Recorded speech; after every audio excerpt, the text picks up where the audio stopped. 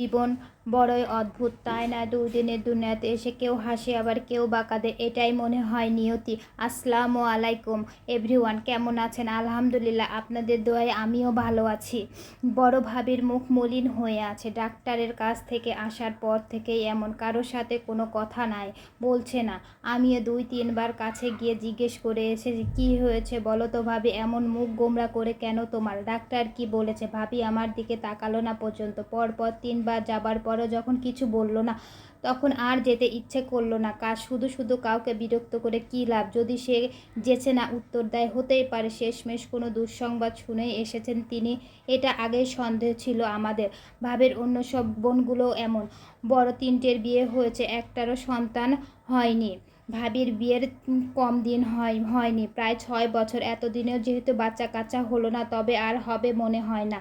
তবুও আমার আদর নিজের মেয়ে নেই, তাই বড় শখ করে ভাবিকে ঘরে এনেছেন। ভাবির গায়ের রং দুধে আলতা নয়, অনেকটা ময়লা, তবে চোখে কি জানি একটা কিছু আছে, দেখলেই মায়া হয়, ভীষণ ভীষণ মায়া। নয়তো কি এত কিছু জেনেও মানে, যার অন্য 3টা বড় বোনের বাচ্চা কাচ্চা নেই, তবুও তাকে ঘরে বউ করেন? ভাইয়া তো প্রথমে রাজিই ছিল না। না গায়ের রঙের জন্য নয়, সন্তান হওয়ার সম্ভাবনা শূন্যের কোঠায় বলে। আমিও আম্মাকে বলেছিলাম, আজীবন শুধু খামখেয়ালি করে গেলে, এটা মানুষ, বিয়ে নট পুতুল খেলা বলে। আম্মা গাঢ় হেসে বলেছিলেন, তোরা যা ভয় পাচ্ছিস তার কিছুই হবে না, ওর সন্তান ঠিকই হবে। আমি আল্লাহর উপর বিশ্বাস রেখে বলছি, আমি কিংবা ভাইয়া সেই বিয়ের ব্যাপারে সুমতি দেয়নি। যদিও বিয়ের পর ভাবির ব্যবহারে মুগ্ধ করেছে এবং তার ভালোবাসার কাছে ভাইয়া পরাজিত হয়েছে।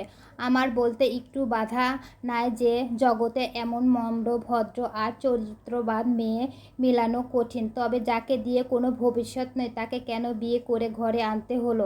আম্মা এখনও হাসপাতাল থেকে ফেরেনি। ঘুম থেকে উঠে দেখি বাড়িতে দুজনের কেউ নেই। পরে শুনেছি ডাক্তারের কাছে গেছে। ভাবি এসে গেলেও আম্মা আসেননি এখনও। মনে হয় রিপোর্ট নিয়ে ফিরবেন। ভাইয়া আজ 1 সপ্তাহ যাবৎ জাপানে গেছে, তার অফিসের কি এক কাজের জন্য।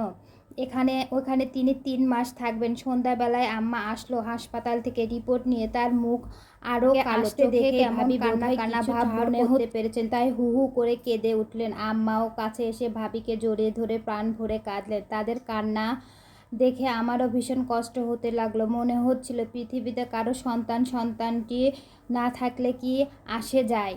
বললাম, প্লিজ তোমরা একটু থামো। আচ্ছা, বাচ্চা কাচ্চা হবে না, এতে এমন কি হয়েছে বলো? বাচ্চা কি মানুষের বানাতে পারে?